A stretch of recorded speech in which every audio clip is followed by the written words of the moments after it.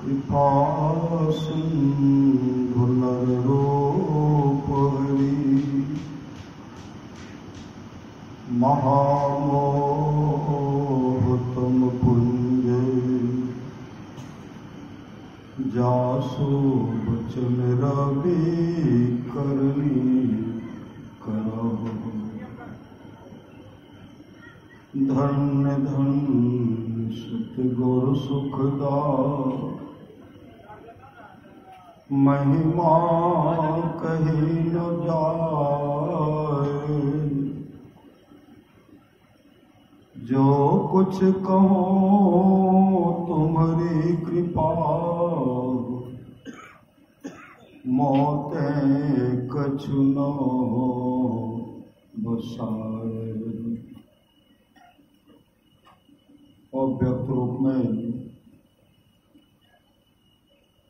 प्रातः स्मरणीय अनंत श्री विभूषित परम पूज्यपाद सदगुरु महाराज के चरणों में कोटि कोटि नमन। मंचासीन पूज्य बाबागण, विशिष्ट गुरुजन, उपस्थित सत्संग प्रेम महानुभावों, माताओं एवं बहनों, सभी के अंदर में बैठे हुए परमात्मा को कोटि कोटि नमन।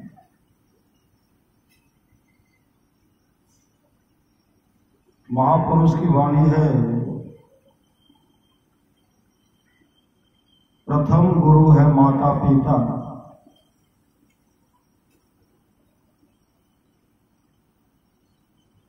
प्रथम गुरु है माता पिता, रज बीरज का सोई दाता, दूसर गुरु जिन धरिया नामा, ले ले नाम पुकारे गौमा।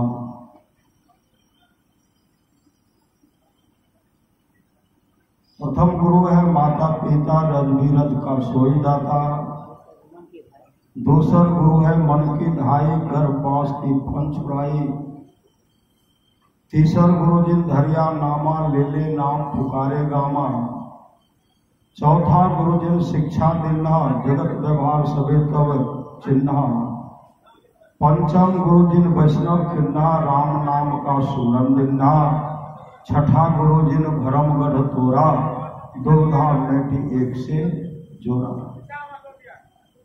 कबीर सात गुरु संसार में, चेला सब संसार है, सतगुरु सोई जानिए जो भवजल उतारे पाए। साचा सतगुरु जे मिले सब साथ सवारे, दादू नाव चढ़ाई करे रे पार उतारे, दादू काढ़े काल मुख अंधे लोचन दे, दादू ऐसा गुरु मिलिया जीव ब्रह्म करी। पहला गुरु तो माता पिता है, जो पुत्र अपने माता पिता के आज्ञा अनुसार चलता है, उसका जीवन मंगलमय होता, उसका जीवन मंगलमय। भगवान श्री राम माता पिता की आज्ञा का पालन किए, वन गमन वनवास को चले गए, लेकिन वो ऐसा कृत्य स्थापित किए माता पिता का आशीर्वाद से। माता पिता की आज्ञा का जो पालन किए ना,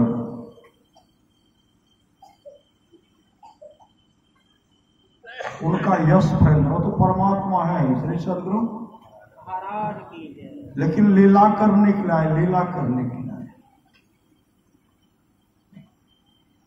और लीला हर लीला में वो उत्तम हुए, तब हुए पुरुषोत्तम श्री सदगुरु। हर लीला में उत्तम स्थान को प्राप्त किए, तब वो हुए पुरुषोत्तम। सुनो जननी सोई सुत बर भागी, जय गुरु जय पितु मातु वचन अनुराग।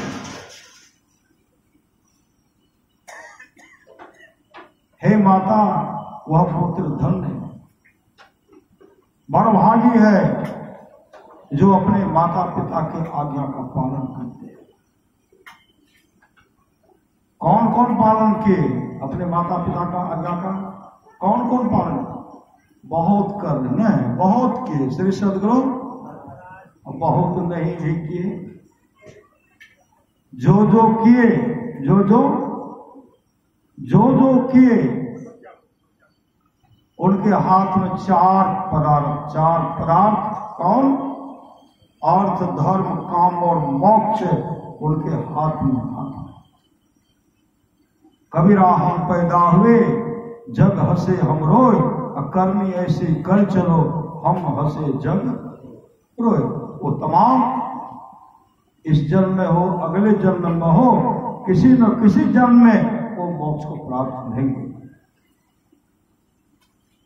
भक्ति निशैनी मुक्ति की भक्ति है सेवा। भक्ति जो है मुक्ति की सीढ़ी है। मुक्ति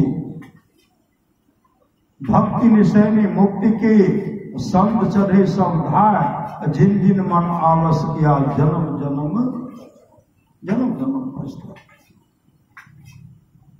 आप लोग जानते हो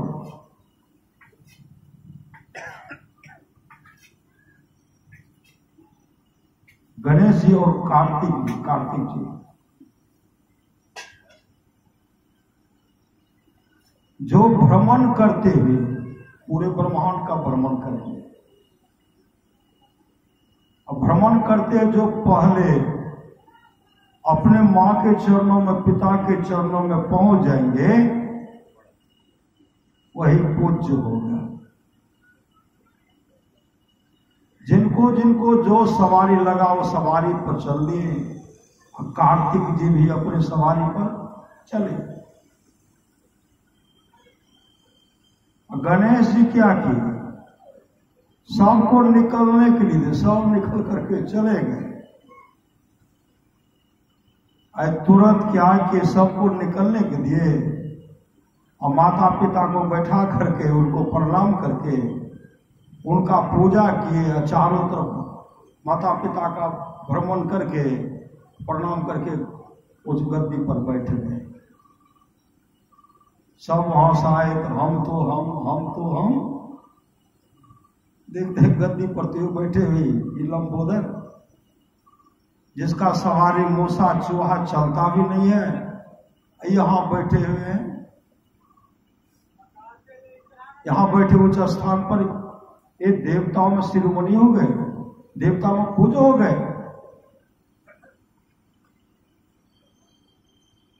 तब वो कहते हैं जो माता पिता का सेवा करते हैं वो पूज्य हो जाते हैं। श्री सदगुरु पूरे ब्रह्मांड विश्वमंडल में तो भ्रमण किए और पूरे ब्रह्मांड में सबसे पूज्य है माता पिता ने।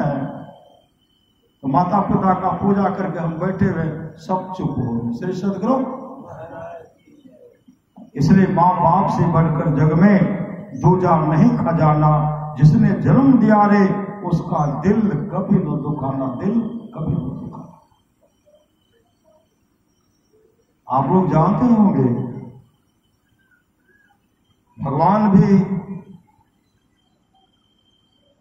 उस धर्मशिला मां के कोख से अवतार होना चाहते। भगवान भी चाहते हैं कि मृत्यु लोक में ऐसे कोई मेरी धर्मात्मा मां हो, धर्मात्मा धर्म का पिता हो,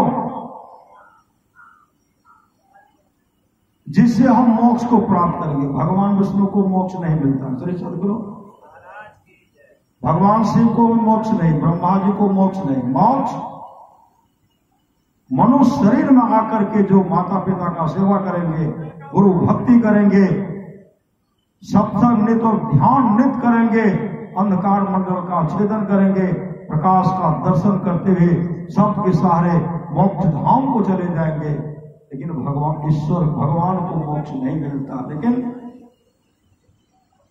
जो मनुष्य है मानव के शरीर में है वो मोक्ष को प्राप्त करते हैं। इसके लिए भगवान श्री राम कहते हैं साधन धाम मोक्ष कर द्वारा अपाय ही परलोक समान।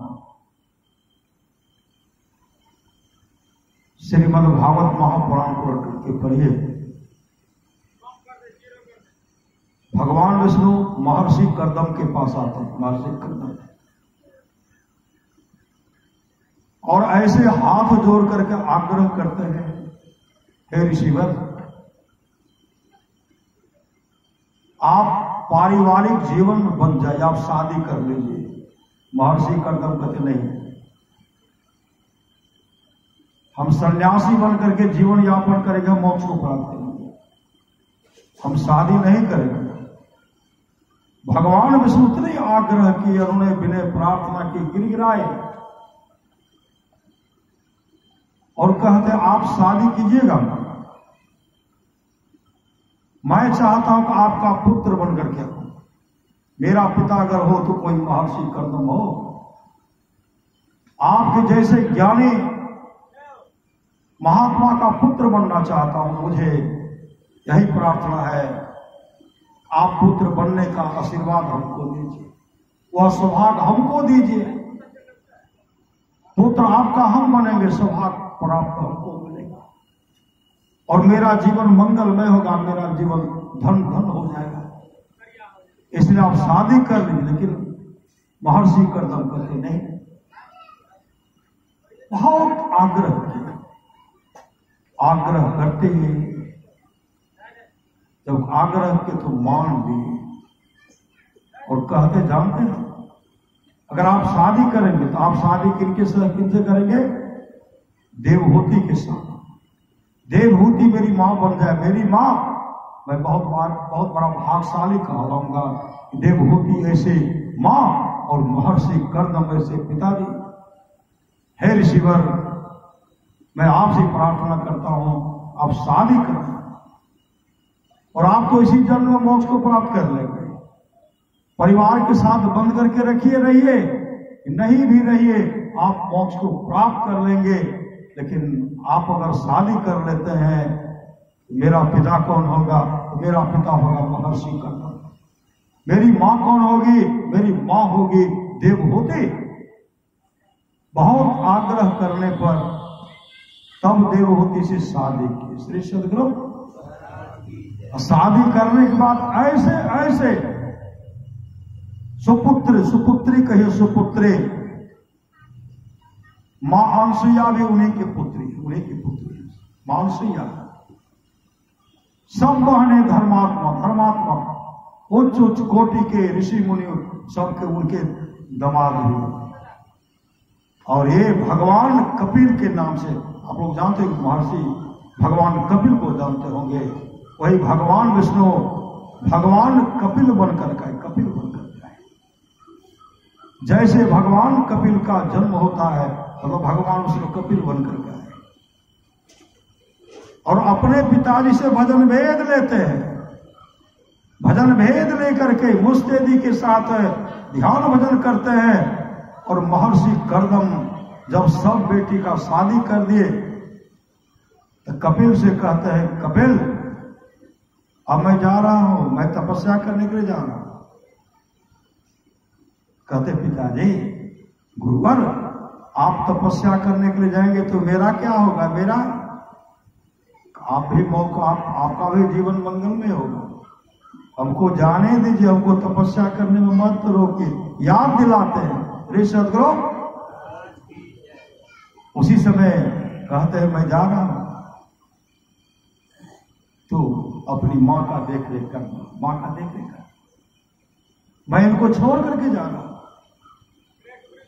ऐ कपिल, तो मां का भरपूर सेवा करना, मां का भरपूर सेवा करना।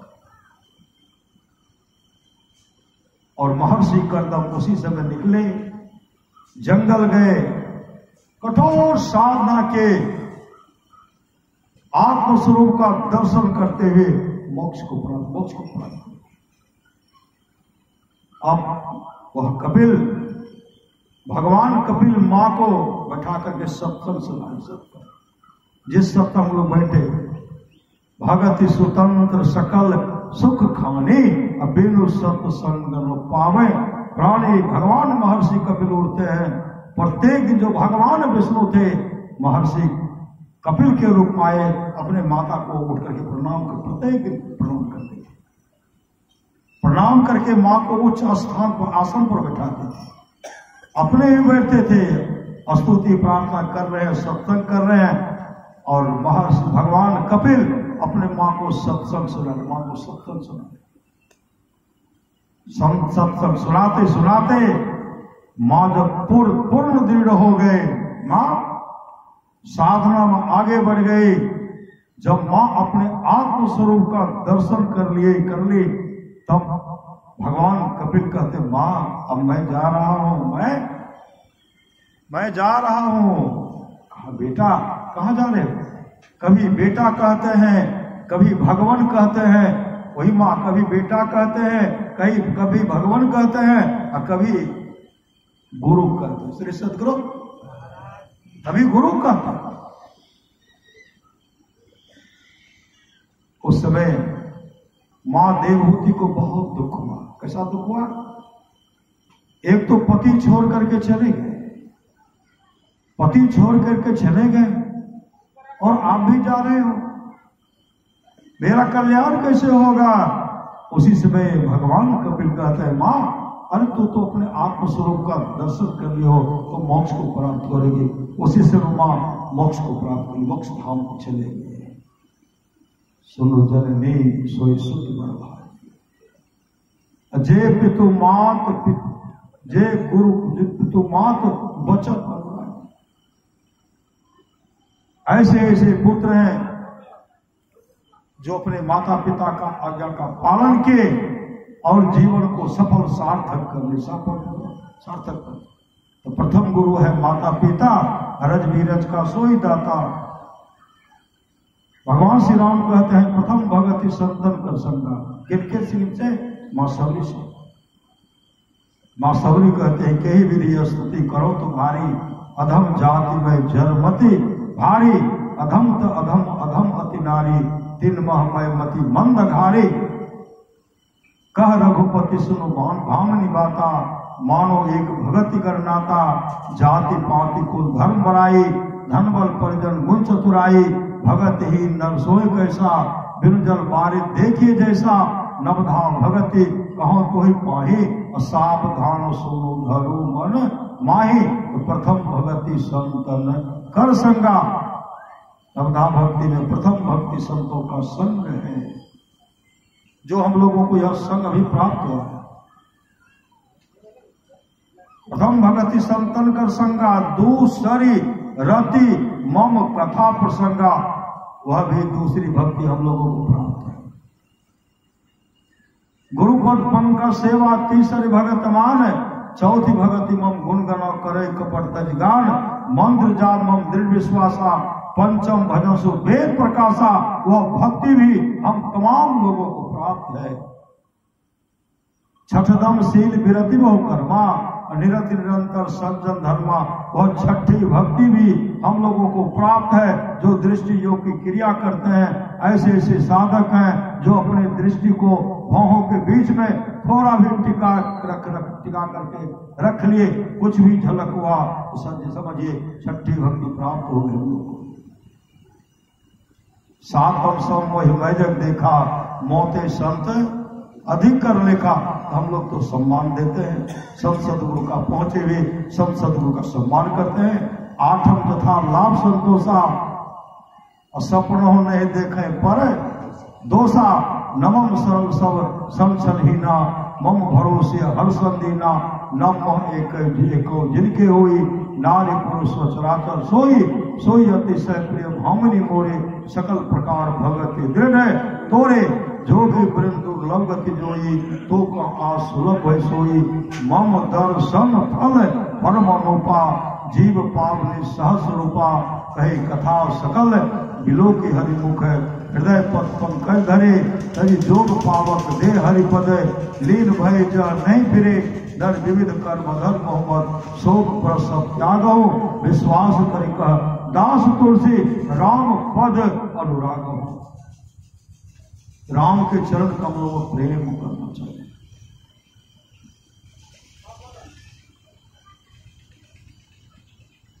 आप लोग जानते होंगे संत कबीर साहब के शिष्य कहिए कमाल साहब, कमाल शिष्य भी कहिए, बेटा भी कहिए, श्री सदगुरु जिसने जीवन दिया, जो जिंदा की के ना, कमाली को भी कब्र से निकाले दोनों को, एक तो पानी में बहते हुए जा रहा है और उनको कबीर साहब जिंदा की, कमाली को कब्र से बाहर करते। जैसे कमाली कब्र से बाहर आई, संत कबीर साहब के चरण लिपट गए। कमाली के पिता कहते हैं कि बेटी चलो। उस समय कमाली कहने लगी, आप तो अपने बेटी को कब्र में दफना दिए थे, अब तो मैं कबीर की बेटी हूं, कबीर की बेटी, अब मैं कबीर की बेटी हूं। गुरुदेव ने कहा मेरा शिष्य जो वह मेरा सब पुत्र है, श्री सदगुरु वो मेरे पुत्र हैं, मैं उनका पिता हूं, मैं उनका पिता हूं। तो गुरु के आज्ञा का पालन भी सर्वोपरि सर्वोत्तम है। मैं सब उनका बाप हूं, गुरुदेव को मैं उनका सबका बाप हूं।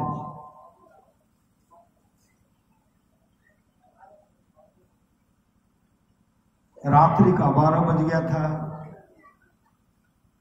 कबीर साहब के आश्रम में 5 साल हुआ है, 5 साल। कबीर साहब जी हैं, कमाल कहते हैं, कमाल पिताजी कुछ भक्त सभाएं हैं, साधु सभाएं हैं,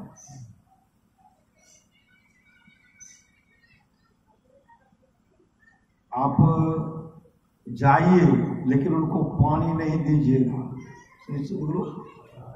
पानी नहीं दीजिएगा। रात्रि का 12 बज गया है, पानी दीजिएगा लेकिन भोजन के लिए नहीं पूछिएगा, क्योंकि हम लोग खुद 3 दिन से भूखे, आश्रम कोई व्यवस्था नहीं, हम लोग खुद 3 दिन से भूखे हैं। और जब कह देंगे कि हम खाएंगे तब कहां से व्यवस्था कीजिएगा। खान भोजन के लिए नहीं पूछिएगा, क्या खाइएगा यह भी नहीं पूछिएगा। सबसे पहले आप पानी मत दीजिए, पानी दीजिएगा तो भोजन के लिए नहीं पूछिएगा, और क्या खाइएगा यह भी नहीं पूछिएगा। कबीर साहब जैसे निकले वहां पानी लेकर के गए, कहते पांव धोइए, पांव धोए, कमाल सुन रहे थे। कबीर साहब कहते क्या खाइएगा। कमाल साहब कहते पिताजी को कह के 3 दिन से खुद हम लोग भूखे हैं, आश्रम में कोई भोजन का व्यवस्था है नहीं। ये कहते क्या खाइएगा, तो महात्मा जी सब कहते आप हम लोग तो 5 हैं, आप लोग कितने हैं। कबीर साहब कहते 3-4 आदमी हम सब भी हैं। कब सब के लिए भोजन बने तब खाएंगे। उसी समय कबीर साहब आए। कमाल साहब कहते पिताजी आप क्या करेंगे, क्या करेंगे। आप भोजन के लिए पूछे तो आश्रम तो कुछ है नहीं, चलिए चोरी करने के लिए, चलिए चोरी करने के लिए, साधु के सम्मान, साधु की सेवा के लिए चलिए एक दिन चोरी ही करेंगे, चलिए ना साथ, चलिए ना। कबीर साहब संग हो गए। श्री सदगुरु पिता पुत्र खलता लेते, खलता सेंध काटने के लिए। आस पड़ोस में कोई देने वाले नहीं है, कोई किसी को गरीबी थी, गए एक सेठ जी के यहां सेंध काटे, और सेंध काट करके भोजन का सब सामग्री निकाल दिया। और कमाल जैसे निकल रहे थे ना, सेठ जी जग गए, उनके पांव को पकड़ करके खींचते हैं। 100 परिवार जग गए और पांव को पकड़ करके खींच रहे, पांव को पकड़ करके खींच रहे। कमाल साहब कहते हैं, पिताजी पुत्र मोह को छोड़िए, आपके हाथ में खलता है, मेरा गला काट लीजिए और जो सामान निकाल लेकर के जाइए साधु महात्मा को भोजन करा दीजिएगा। कबीर साहब कहते, बेटा हम ऐसा नहीं करेंगे। कमाल साहब कहते, पिताजी आप अगर ऐसा नहीं करेंगे ना, संसार के लोग कहेंगे गुरु के बंदे भी चोर होते। गुरु के बंदे भी चोर होते हैं, गुरु भी चोर, गुरु के पुत्र भी चोर होते हैं। अरे गुरु की बदनामी नहीं हो, आपकी बदनामी नहीं हो, मेरा गला कटा, लेकिन उसके लिए आप चिंता मत कीजिए। हाँ बेटा हम ऐसा नहीं करेंगे। कहा, पिताजी अगर ऐसा आप नहीं करेंगे तो आपकी बदनामी होगी, आपकी बदनामी।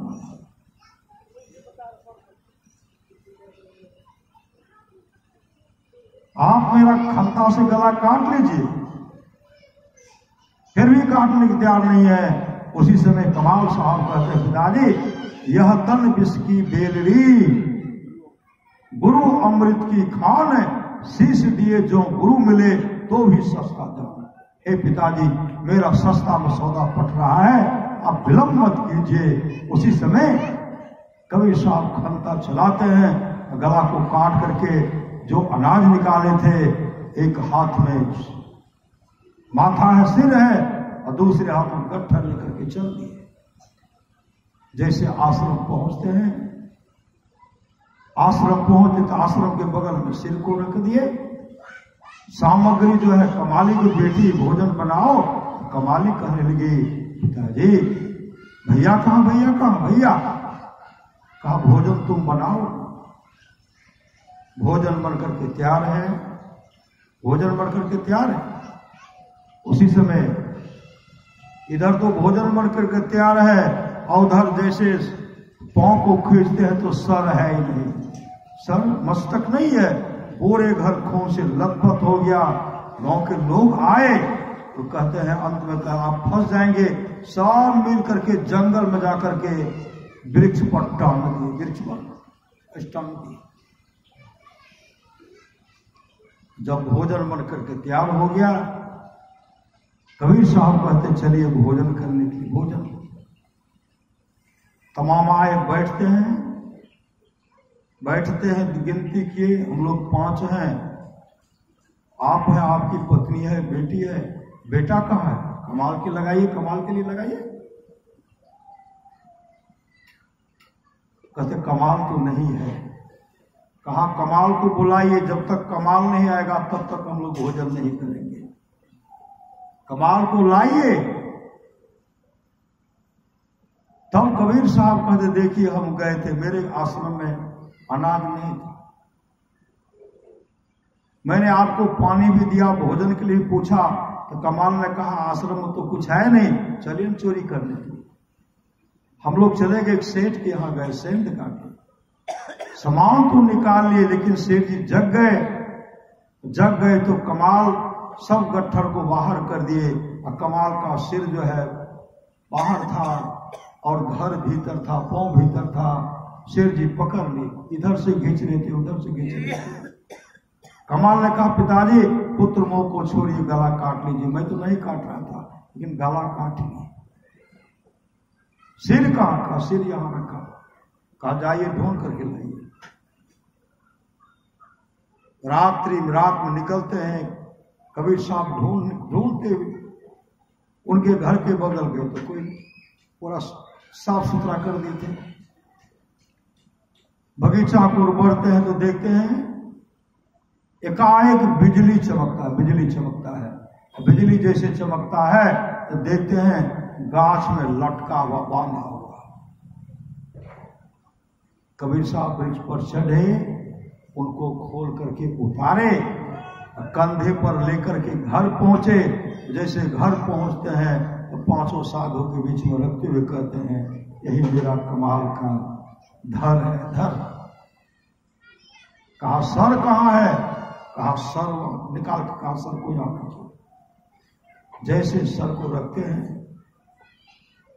नाम का सुमरन करते हैं, नाम का जैसे सुमरन करते हैं, पांचों साधु कहते कमाल उठो, कमाल उठो। उसी समय कमाल उठ करके खड़े हो गए, अपने सदगुरु के चरण में, संतों के चरण में लिपट गए। दादू काढ़े काल मुख अंधे लोचन दे, दादू ऐसा गुरु मिल लिया जीव ब्रह्म करेंगे। गुरु ही तो है, गुरु पितु है, गुरु ही जीव के मितु है। गुरु सब कोई नहीं दूजा, जो जीवों को उधारा है। गुरु की नित्य कर पूजा, जगत इन सम नहीं दूजा। मैं को आन नहीं सूझा, फकत गुरु ही आधारा है। आज कमाल का जय जयकार हो रहा है। कमाल मोक्ष को प्राप्त की ना, कमाल भी मोक्ष को प्राप्त की, मोक्ष को प्राप्त की। आप लोग जानते होंगे सम्मान और मोशन को, बहुत मातृभक्त थे, बहुत मातृभक्त, बहुत मातृभक्त थे। मोशन बहुत मातृ पितृभक्त थे, पिता का हमेशा आज्ञा का पालन करते हैं और गुरु के बंदे थे, गुरु के प्रति समर्पण।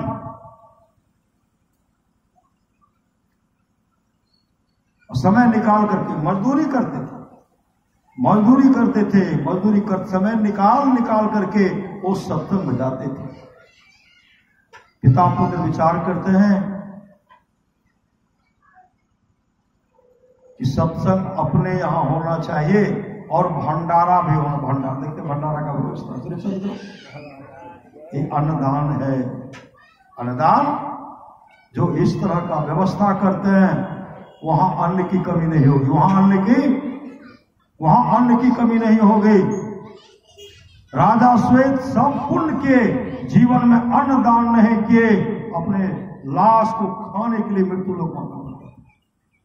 हम लोगों को तो ऐसे सामर्थ्यवान सदगुरु मिल गए हैं, कहते हैं धन की 3 गति। रामचरितमानस में आया ना, भगवान शिव कहते हैं ना, धन की 3 गति है, पहला दान, दूसरा भोग और तीसरा नाश।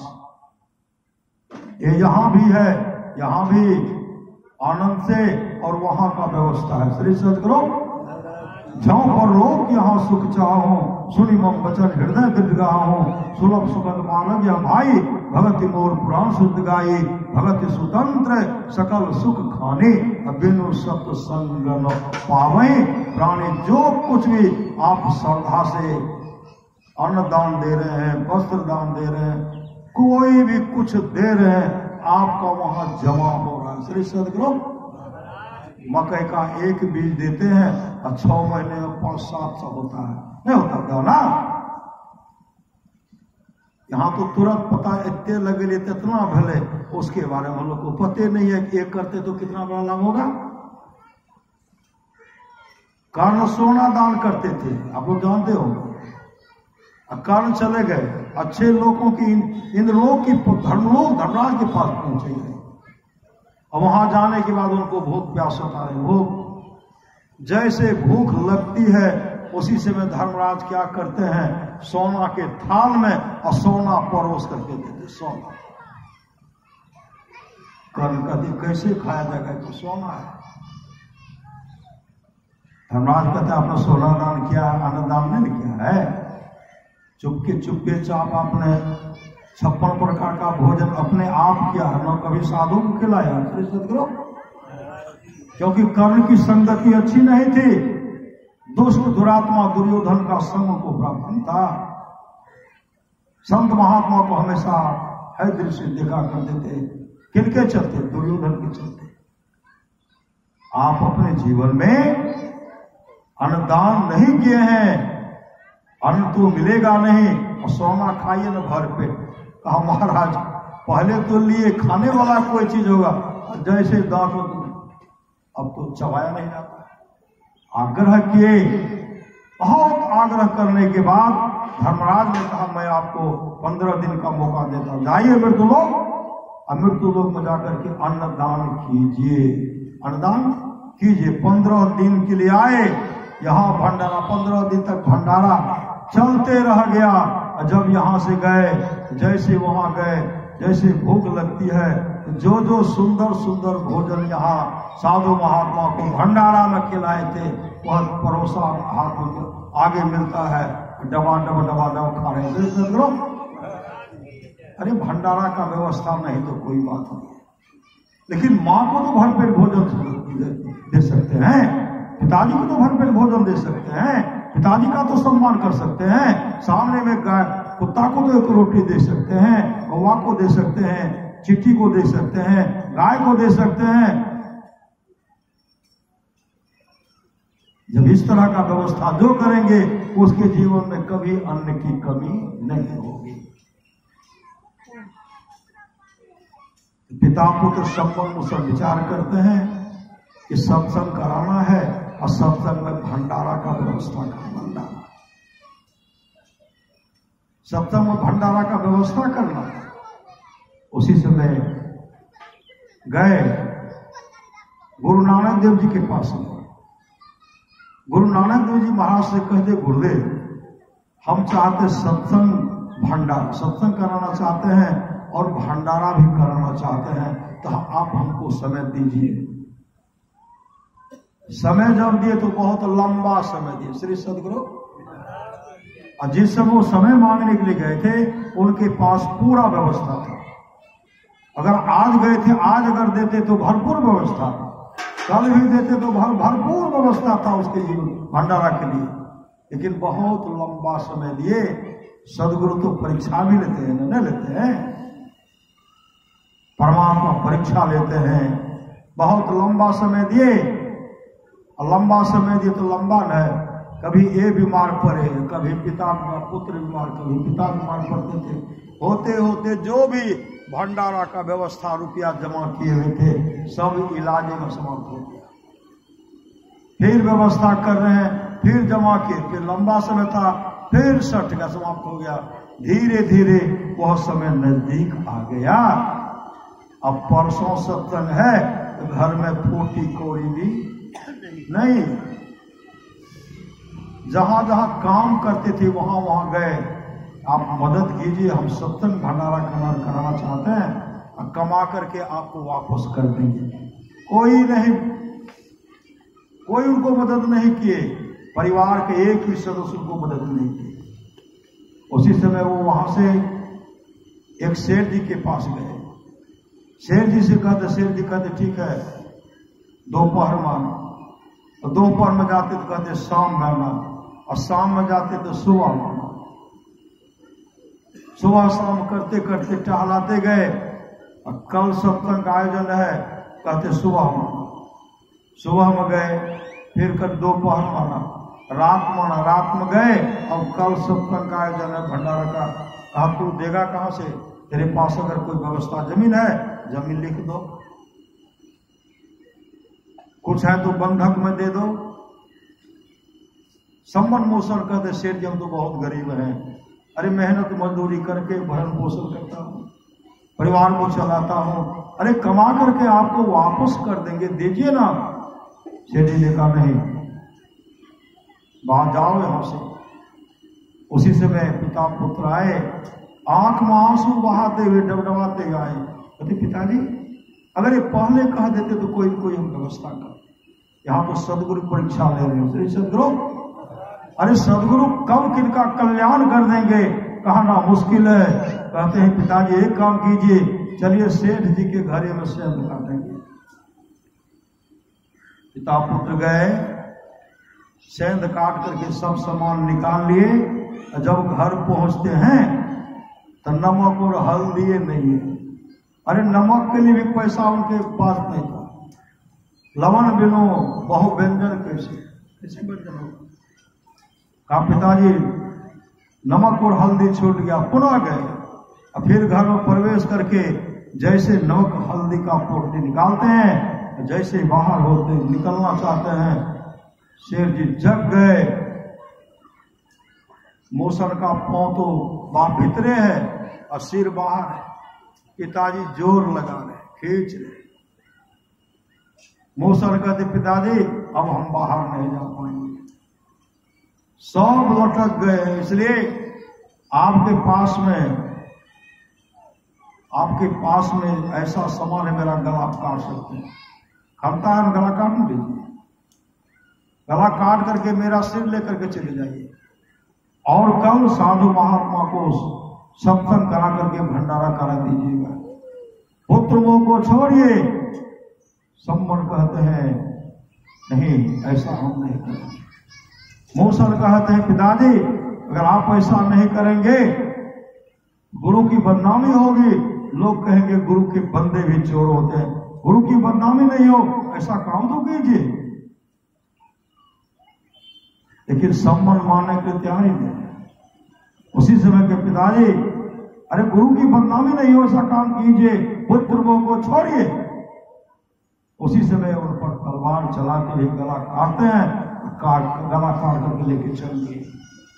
वहां गए, घर में सिर को रख दिए। सदगुरु घर में कोठी के दोगा में सिर रखा है। इधर जो इधर भंडारा बन रहा, सत्संग का आयोजन है, भंडारा बन रहा है।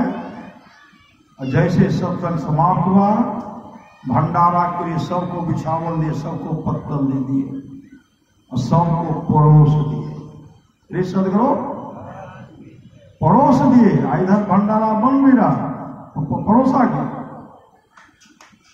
और उधर शेर जी मुसम्मन के पास आता, सम्मन के पास, सम्मन अरे मेरे घर पर ऐसे लाश है, सत्संग में जो खर्चा होगा हम सबको दे देंगे, उस लाश को तुम बाहर कर दो। पटाए उठा करके रख दिए मगर में। सामग्री तो पहले ले लिए थे। श्री सदगुरु परोसा गया। गुरु नानक देव जी महाराज कहते हैं मूसल का मूसल, मूसल के लिए पत्थर लगा, मूसल के लिए पत्थर लगा। सम्मन कहते हैं गुरुदेव मूसल तो संसार में नहीं है, संसार में नहीं है। गुरु नानक देव जी कहते मूसल को बुलाओ, जब तक मूसल नहीं आएगा तब तक हम भोजन नहीं करेंगे। सच्ची घटना बताते हैं, कहते गुरुदेव ऐसे ऐसे हो गया, ऐसे से हो कहाँ है का घर में उसका घर अलग है, सब अलग है। और अब जीवन पर्यंत हम पुकारते रहेंगे तो नहीं आएंगे, आप पुकारेंगे तो दौड़ते आ जाएंगे। उसी समय गुरु नानक देव जी महाराज कहते मूसल कहाँ हो? अरे पत्थर लगा हुआ है, अरे भोजन परोसा चला गया है, जब तक आओगे नहीं तब तक हम लोग भी नहीं खाएंगे। उसी समय धर और सर ऊपर जाता है और सटता है, जैसे सटता है धर में सर सटता है, दौड़ करके सदगुरु के चरण में लिपट जाता है। श्री सदगुरु। और उसी समय गुरु नानक देव जी कहते जा रहे भूषण, जा रहे सम्मन, तेरा सदा जय जयकार रहेगा। अरे मेरे बहुत तो तुमको किसी भी चीज कमी नहीं होगी। ऐसा उनके जीवन हुआ। दोनों पिता पुत्र के दृष्टि को खोल देते हैं। दृष्टि को खोलना, संसार का तमाम संपदा जो उसके सामने तुच्छ है, तुच्छ है। दृष्टि खुल गई, संसार में अमन चैन से रहने लगे और अंत में मोक्ष को प्राप्त किए। ये गुरु की कृपा। माँ बाप पिता पुत्र बहुत प्रेम था और सदगुरु का सेवा किए और मोक्ष को प्राप्त किए। मोक्ष गुरु ही तो है, गुरु पितु है, गुरु ही जीव के पितु है। गुरु सब कोई नहीं दूजा, जो जीवों को उधारा है। गुरु की नित कर पूजा, जगत इन सब नहीं दूजा। नहीं को आन नहीं सूझा, फकत गुरु ही आधारा। जितने तारे गगन में उतने शत्रु होय, जाप कृपा गुरुदेव की बाल बाका कोई बाल बाका।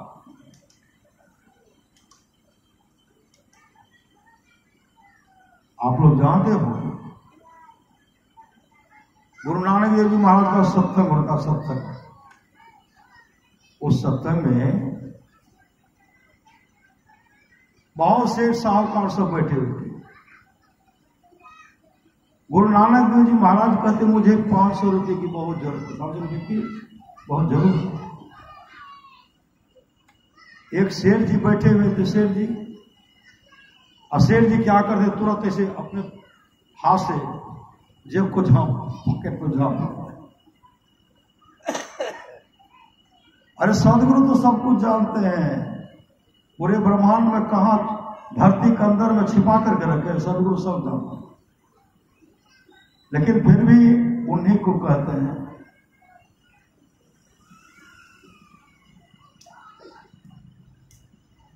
कोई मदद नहीं करोगे, वैसे झांप लिए, कोई आगे नहीं आएगा। उसी में गुरु नानक देव महाराज कहते घसियारा है, घसियारा। उस सेठ कहते नहीं, घसियारा नहीं आया। कहा घसियारा को खबर कर दूंगा, मुझे 500 रुपये की बहुत जरूरत है। 500 रुपये,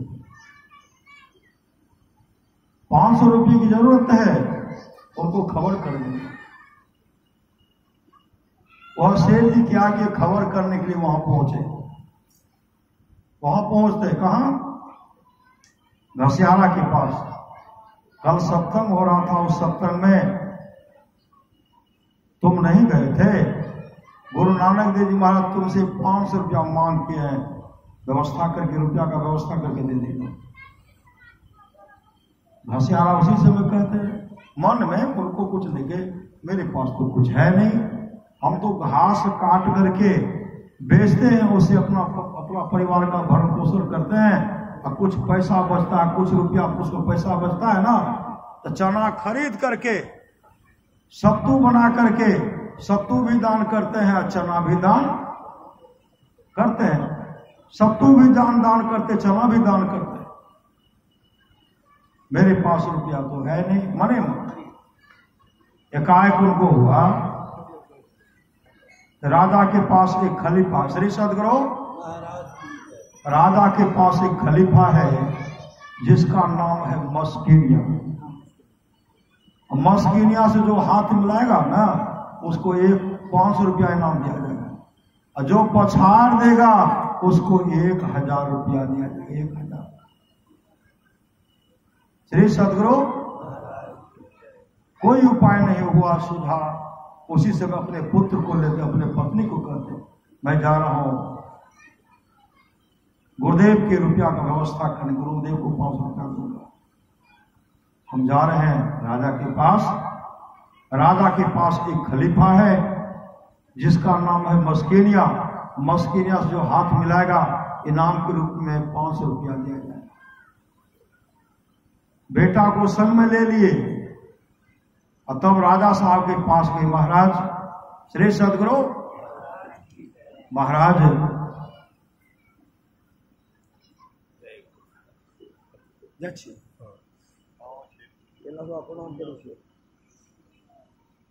श्री सदगुरु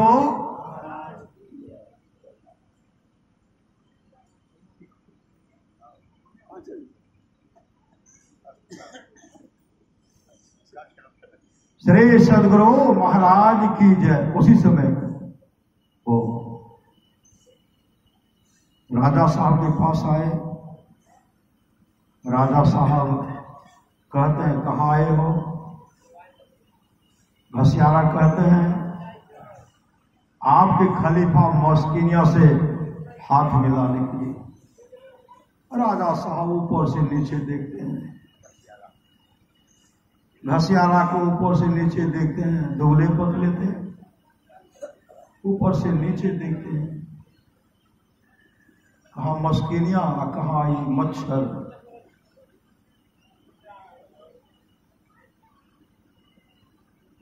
मस्किनिया के पास जो जो पहल मनाते थे ना, पकड़ करके से घुमा करके फेंकते थे, फुटबॉल को करते थे, रगड़ रगड़ करके मौत के घाट पहुंचा देते थे। कहते तू इससे लड़ निकला है। उसी वक्त घसियारा कहते हैं महाराज मेरे गुरुदेव का मांग है 500 रुपया, लेकिन मेरे पास व्यवस्था नहीं है। आपका ऐलान है कि जो मेरे खलीफा साहब मिलेगा ना, उसको 500 रुपया दिया जाएगा। हम तो इनसे जीतेंगे नहीं, हाथ मिलाना मौत के मुंह में जा। लेकिन मैं गुरुदेव के लिए लड़ने के लिए आया और मरने के लिए आया। हम जानते हैं कि हम बचेंगे, हमारी मृत्यु होगी, लेकिन यह इनाम जो है मेरा पुत्र है, इनको दे दीजिएगा, ये मेरे गुरु को दे देंगे। उसके बाद गए मस्किनिया के पास। मस्किनिया ऊपर से नीचे देखते, कहाँ आएगा? कहा भैया आपसे हाथ मिलाने के लिए। मस्किनिया कहते तुमको मरने का और कोई जगह नहीं था जो मेरे हाथ मरने के लिए आया।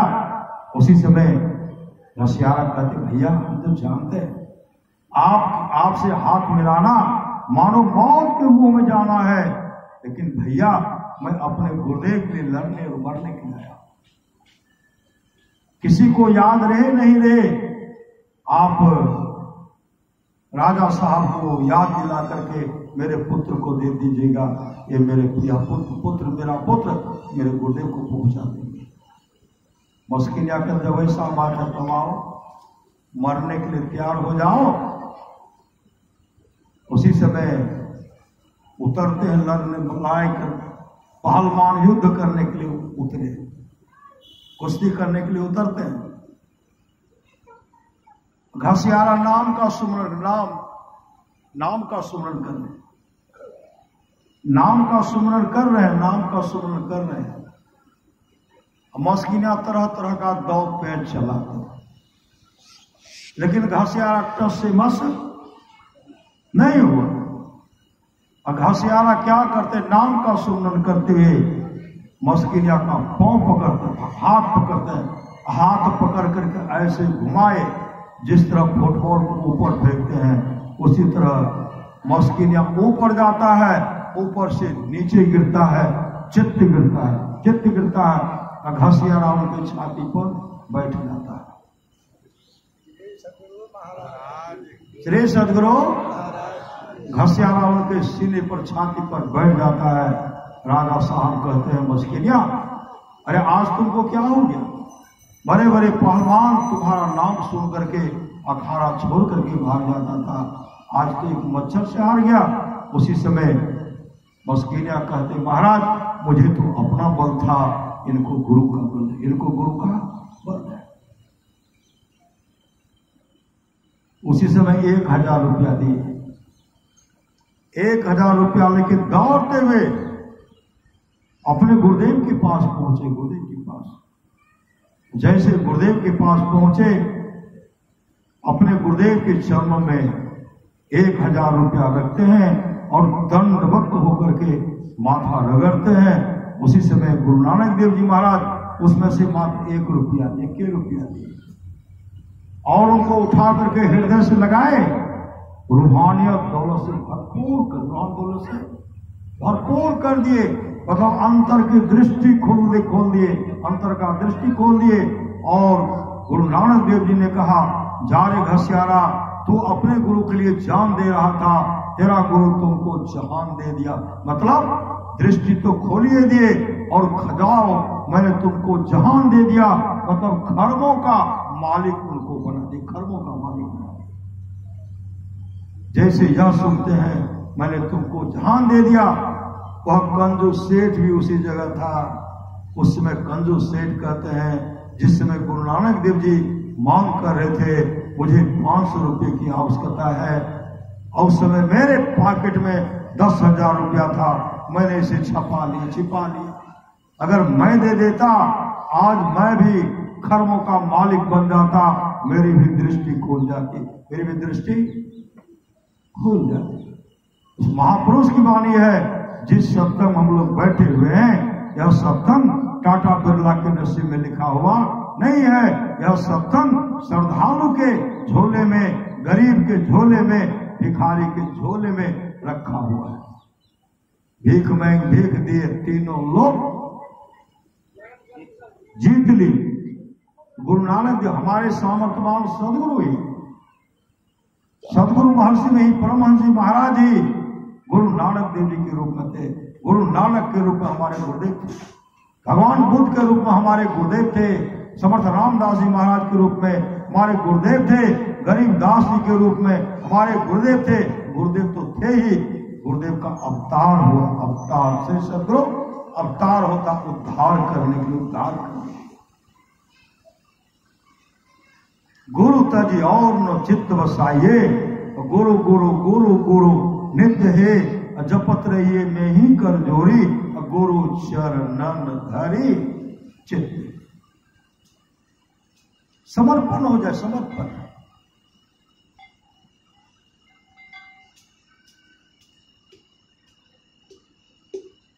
समर्थ रामदास जी महाराज अपने शिष्य मंडली के साथ जा रहे थे।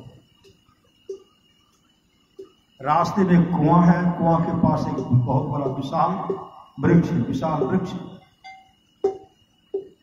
अब वृक्ष का एक मोटा डाल जो है कुएं के अंदर में घुसा हुआ है। अब पत्ता टूट करके कुएं में गिरता है, पत्ता टूट करके कुएं में गिरता है। अब पानी में जो पत्ता टूटता है, गिरता है, वह पानी में गिरने के बाद पत्ता सड़ता है, उसमें तरह तरह के कीटाणु उत्पन्न होते हैं। पीने वाले रोगग्रस्त, जो पीते रोगग्रस्त हो जाते हैं, रोगग्रस्त बीमार पड़ जाते हैं। समर्थ रामदास जी महाराज अपने शिष्य मंडली के साथ जो जा रहे थे, अपने तमाम शिष्यों से कहते हैं, इस वृक्ष पर चढ़ करके इस डाल को काट सकते हो? उस डाल को काटना मानो मौत के मुंह में जाना है। सब शिष्य अपने सिर को नीचे कर लिए। सबसे पीछे खड़े थे अंबादास। अंबादास एक तक अपने सदगुरु को देख रहे हैं। महापुरुष की वाणी है, निहारो यारो गुरु मूर्ति की ओर, गुरु मूर्ति सुरति बीच निरखो, तब उर होत इंजोर। एक तक अपने सामर्थ्यवान सदगुरु को देख रहे हैं।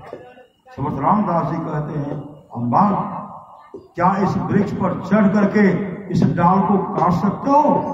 अंबादास कहते हैं, गुरु आज्ञा की देर, गुरु आज्ञा की देर। बेटा वृक्ष पर चढ़ करके डाल को काटो। अपने गुरुदेव को प्रणाम करते हैं, नाम का सुमरण करते हुए वृक्ष पर चढ़ गए और नाम का सुमरण कर, नाम का सुमरण करते हुए कुल्हाड़ी चला रहे। समर्थ रामदास जी कहते, अम्बा तो पागल हो गया, तो उसी डाल पर बैठे हो जिस डाल को तुम काट रहे हो। डाल कटने के बाद डाल कुएं में गिरा, तुम भी कुएं में चले जाओगे, तुम रसातल को चले जाओगे, तुम्हारी मृत्यु हो जाएगी। उस समय वो तो नाम का स्मरण कर रहे थे। अंबादास कहते, गुरुदेव यह छोटी सी कुआं है तो क्या है, आपके आशीर्वाद से मैं भवसागर रूपी कुएं को पार करने की आशा रखता हूं। भवसागर रूपी कुएं को पार करने की आशा रखता है।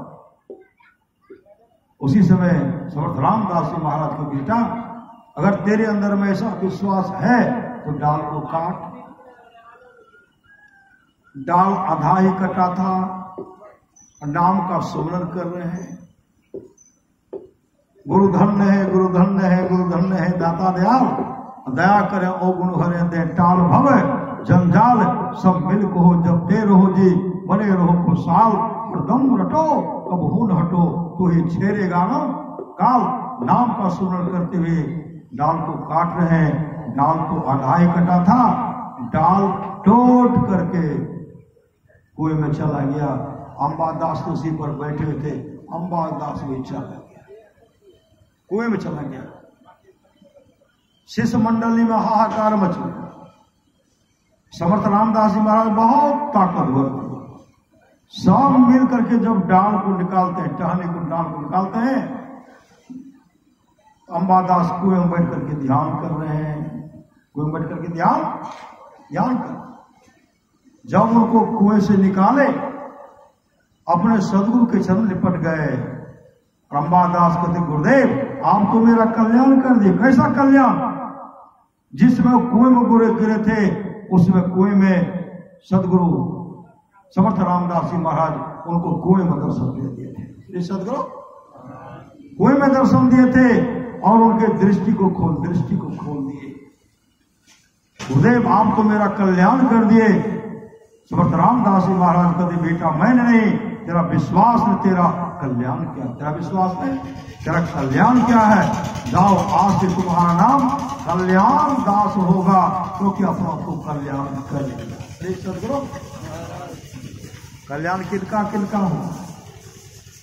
जो माता पिता का सेवा करते हैं, पति का सेवा करते हैं, गुरु के आज्ञा का पालन करते हैं, सत्संग नित्य और ध्यान नित्य संलग्नता के साथ करते हैं, इसका यही लोग परलोक मंगल में होता है। ऐसे समर्थ रामदास जी महाराज के रूप में हमारे सदगुरु ही थे। श्री सदगुरु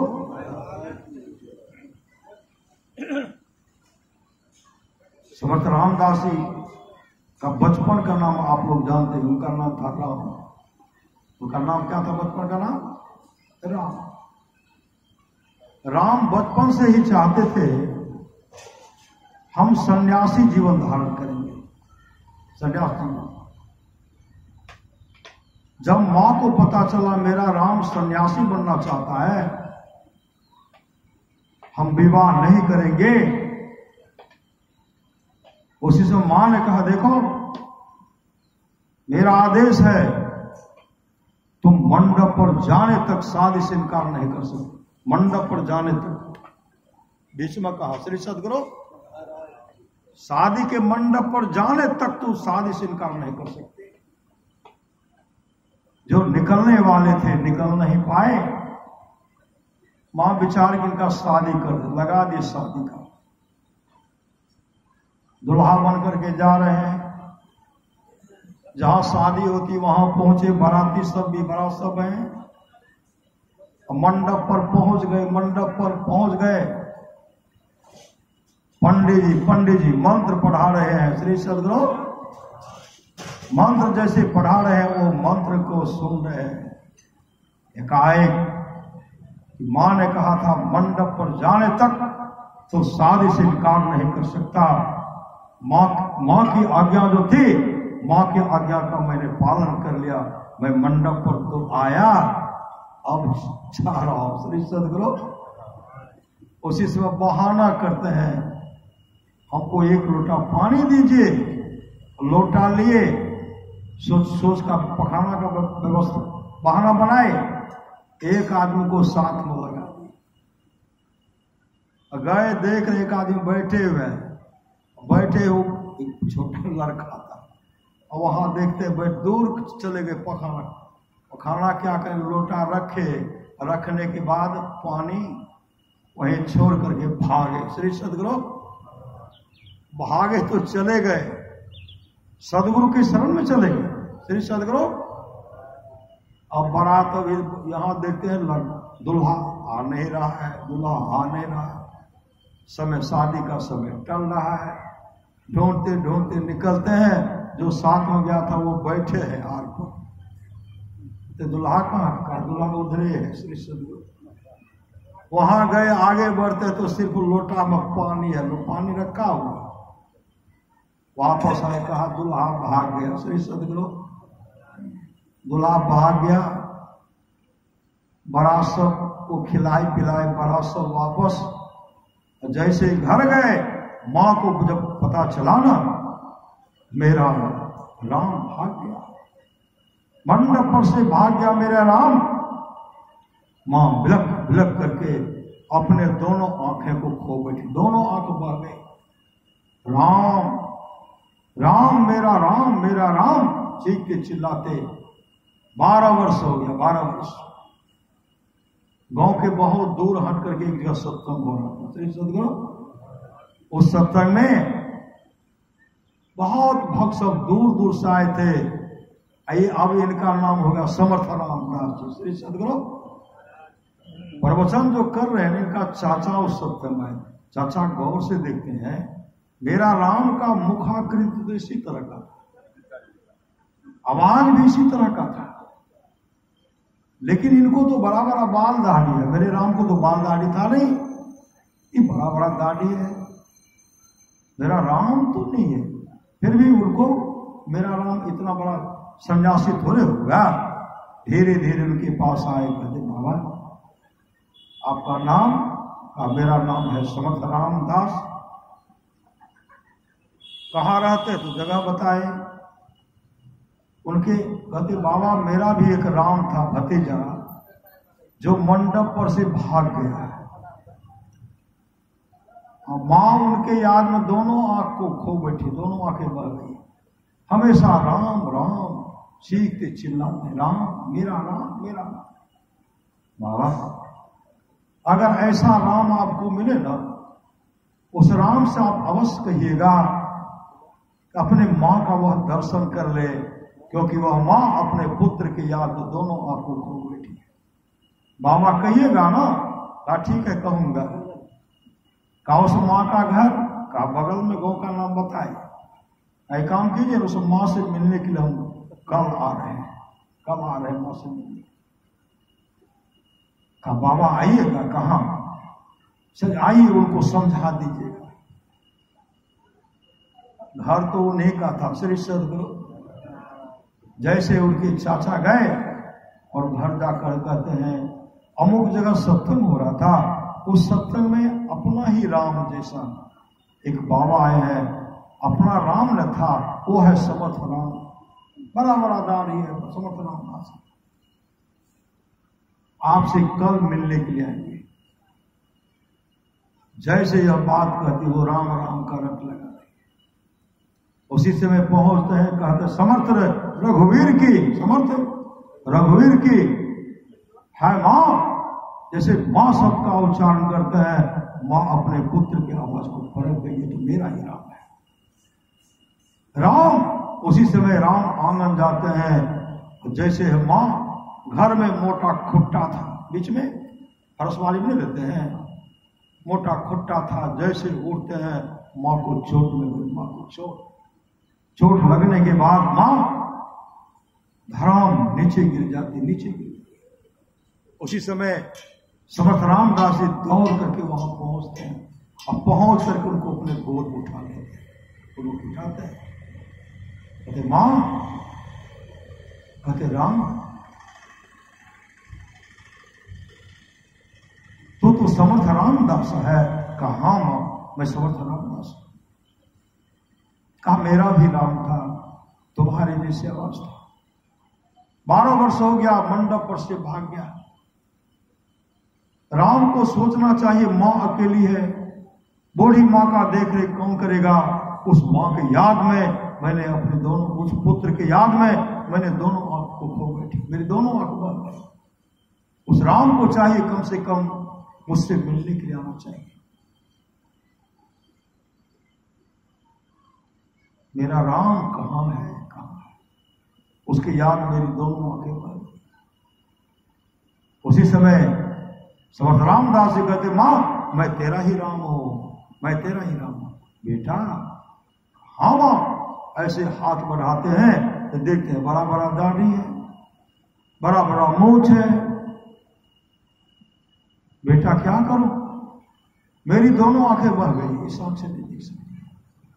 काश अगर मेरी आंख रहती, मैं अपने राम को देखती। उसी समय समर्थ रामदास जी कहते मां इस आंख से तू अपने राम को देखेगी, इस आंख से अपने राम को देखेगी। समर्थ रघुवीर की कहते हुए समर्थ रामदास जी महाराज अपने मां के आंख पर ऐसे हाथ फेरते हुए कहते हैं, ऐसे फेरते हुए नाम का सुमरण करते हैं। आंख में ज्योति आ गई। श्री सदगुरु दोनों आंख में ज्योति आ गई, ज्योति ही नहीं आई, अंतर की आंखें खुल गई, अंतर की आंख खुल गई। अंतर की आंख खुलती है, आत्मस्वरूप का दर्शन करती है और मोक्ष धाम के वो अधिकारी हो गई। सुनो जननी सोई सुख बरभागी। मां के आज्ञा का भी पालन किए और ऐसा पुत्र निकले, सुपुत्र निकले, मां को मोक्ष धाम भी पहुंचा दी, मां को मोक्ष धाम पहुंचा दी। ये तो पहले भी भाग सकती नहीं, मां का आदेश है, मैं नहीं भागूंगा।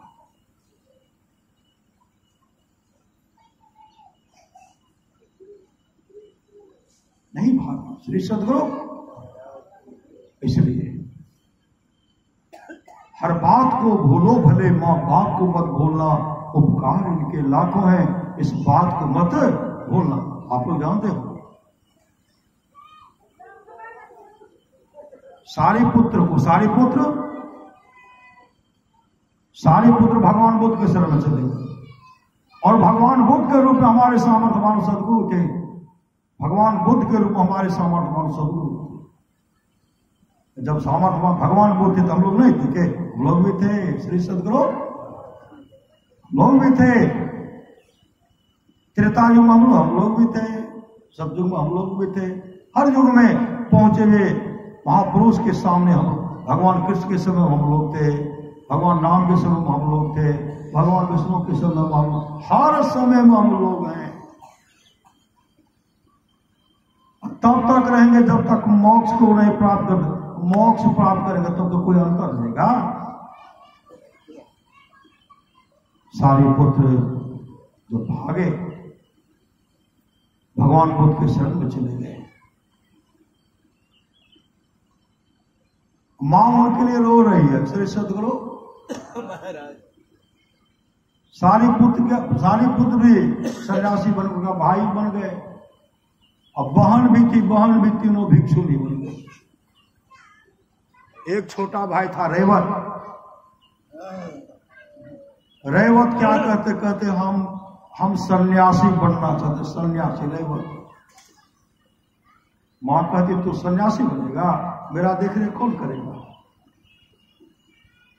7 वर्ष की अवस्था में उनका शादी विवाह लगा दिया। श्री सदगुरु कि बेटा मेरा सन्यासी नहीं बने। 7 वर्ष की अवस्था में। अब बड़ा सब जा रहे हैं। अब बड़ा सब क्या क्या पालकी नहीं कहते, पालकी पर लेके जा रहे हैं। अब मुसदंड पालकी सकता है। कोई बारात आगे, कोई बारात पीछे और दुल्हा रेवत पालकी पर बैठे हुए हैं। पर्दा लगा हुआ। श्री सदगुरु सब बाराती आगे निकल गए और जब जंगल को ओर जाते हैं तो ऐसे पर्दा को हटा करके देखते हैं रेवत धीरे धीरे पीछे से फिसल गए। अब फिसल गए तो भागे जंगल में भगवान बुद्ध के पास पहुंचे। श्री सदगुरु भगवान बुद्ध के पास गए, चरण में निपट गए। वो तो चरण निपट गए और जब पालकी लेकर के वहां पहुंचते, बारात सब पहुंचते हैं, बारात सब पहुंचते हैं, उनका सम्मान है। तब दुल्हा को निकाला जा, चुमाया जाएगा ना। दुल्हा है नहीं। श्री सदगुरु दुल्हा बिन बारात को हो किस काम की। कोई काम कहता है? दुल्हा बिन बारात को हो किस काम की।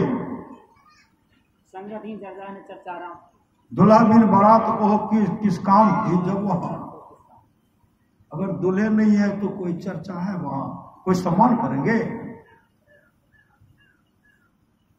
संगति ही जर जाए जहां में चर्चा राम की। दुल्हा बिन बारात को हो किस काम की। अब तो दुल्हे नहीं है, बारात का तो सम्मान की वापस आए। यहां जब आए तो मां से कहते रेवत तो भाग गया। श्री सदगुरु रेवत भाग गया। रेवत कहां चला गया? मां बिलक बिलक करके रो रही। मां बिलक बिलक करके रो रही। और रेवत अपने जीवन के बालों को सदगुरु के हवाले किए और इतने साधना में रक्त हो गए, इतने साधना रक्त हो गए। सारे पुत्र को पता चल गया मेरा रेवत आ गया। सारे पुत्र चाहते कि अपने भाई से मिलो। भगवान बुद्ध ने कहा सारे पुत्र तुम रेवत से नहीं मिल सकते। रेवत के लिए मोक्ष नजदीक है। रेवत मोक्ष धाम को जाने वाला है। इसलिए मोक्ष धाम जाने के लिए भक्ति मार्ग में तुम उनके लिए बाधक मत बनो। रुक गए। सारे पुत्र की भी दृष्टि खुल गई थी ना। जब देखते हैं रेवत आत्मस्वरूप का दर्शन कर ले, आत्मस्वरूप का दर्शन कर ले, उसी से भगवान बुद्ध कहते हैं सारे पुत्र अब तुम रेवत से मिल सकते हो।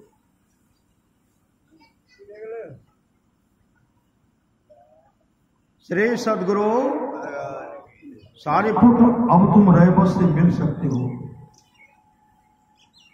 जैसे विचार करते हैं ना मिलने के लिए। रेवत तो अंतर्यामी महापुरुष हो गए थे। पूरे ब्रह्मांड की बात को जानने वाले थे रेवत। 7 वर्ष में वो अपने आत्मस्वरूप का दर्शन करे। 7 वर्ष में जैसे भगवान बुद्ध सारे पुत्रों से मिलने के लिए आते हैं, रेवत पहले उनके लिए भोजन का व्यवस्था कर दिया, रहने का व्यवस्था, भोजन का व्यवस्था। जो जो भगवान बुद्ध के मन में था भोजन करूंगा, रेवत के मन, सारे पुत्र के मन में था कि यह चीज भोजन करूंगा, तो वही भोजन बना दी। अंतर्यामी पुरुष हो गए थे। वहां जैसे गए सम्मान बैठाते हैं। भगवान बुद्ध कहते रेवत, अरे मैं तो तुमको खबर नहीं किया था, तो सब व्यवस्था कर लिया। जो मेरे मन में था भोजन कर, वही व्यवस्था कर लिया। यह कह करके भगवान बुद्ध मुस्कुरा रहे हैं।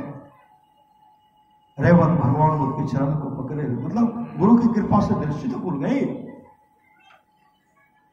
उसी समय मिलकर के वो वापस आए और रेवत 100 शरीर उनका जब ऊर्ध्वगमन हो ना, 100 शरीर मोक्ष धाम को जाने लगे।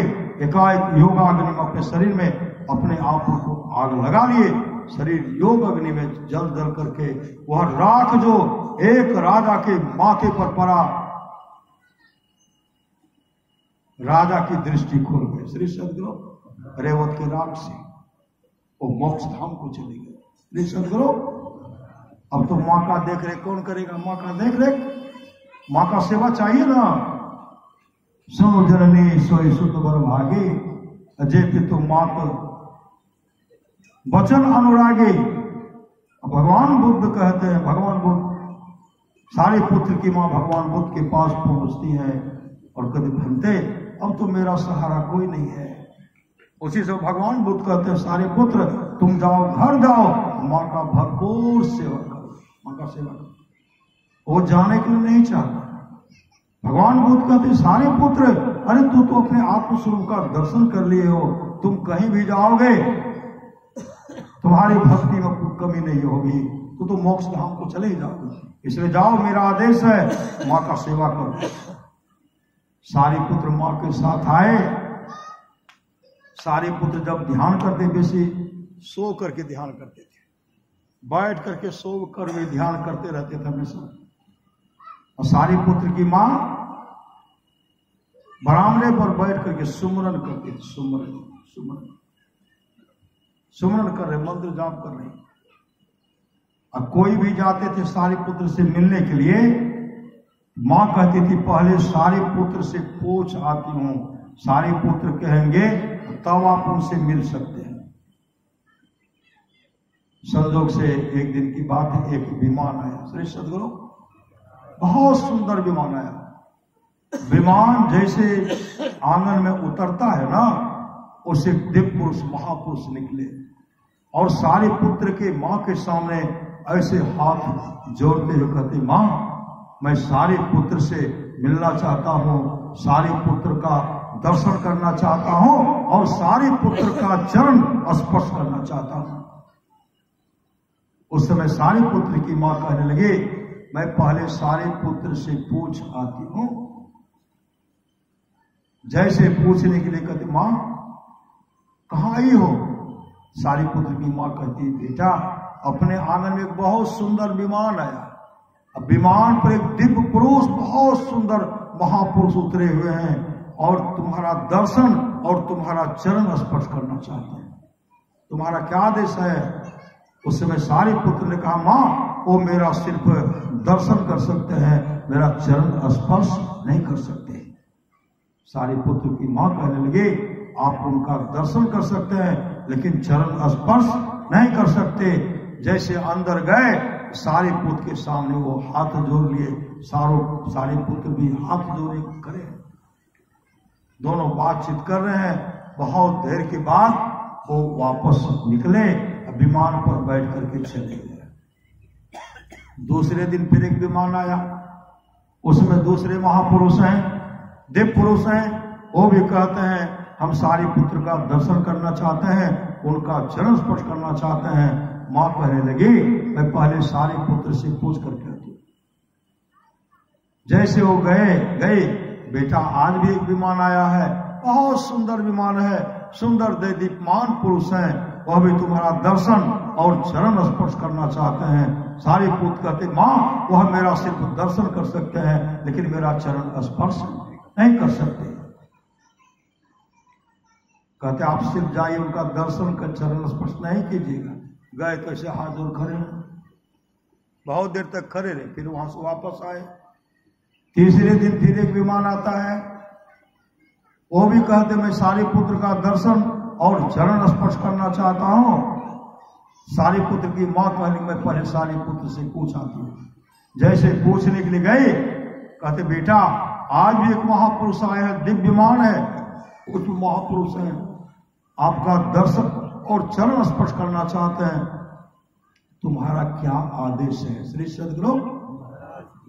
उसी समय सारे पुत्र कहते हैं मां वो मेरा दर्शन कर सकते हैं, लेकिन चरण स्पर्श नहीं कर सकते। उसी समय वाकर कहते आप उनका दर्शन कर सकते हैं, चरण स्पर्श नहीं कर सकते। गए दर्शन के, ऐसे हाथ जोड़े तो दोनों हाथ जोड़ करके खड़े हैं। बहुत देर के बाद विमान निकले, वहां से निकले, विमान पर बैठ करके चले गए। जब चौथे दिन कोई नहीं आए, सारे पुत्र की मां सारे पुत्र से कही बेटा अरे पहले दिन जो विमान पर आए थे बहुत सुंदर विमान था, एक दिव्य पुरुष थे, वो कौन थे? मां पहले दिन जो विमान पर आए थे वो भगवान ब्रह्मा थे, दूसरे दिन भगवान विष्णु थे और तीसरे दिन भगवान शिव थे। उसी समय सारे पुत्र की मां कही बेटा तू इतना महान हो गया, तेरा दर्शन करने के लिए भगवान ब्रह्मा विष्णु महेश तक आ गए। सारे पुत्र कहते मां मैं महान नहीं, महान तो मेरे भंते, मेरे सदगुरु है, मेरे सदगुरु है, मेरे सदगुरु है। मेरी मां महान है, मेरी मां महान है, मेरी मां महान है, मेरे सदगुरु महान है। इसलिए मां बाप से बढ़कर जग में दूजा नहीं खजाना, जिसने जन्म दिया रे उसका दिल कभी ना दुखाना। और सारे पुत्र मोक्ष को प्राप्त किए और सारे पुत्र अपने मां को भी मोक्ष धाम पहुंचा दिए। श्री सद्गुरु।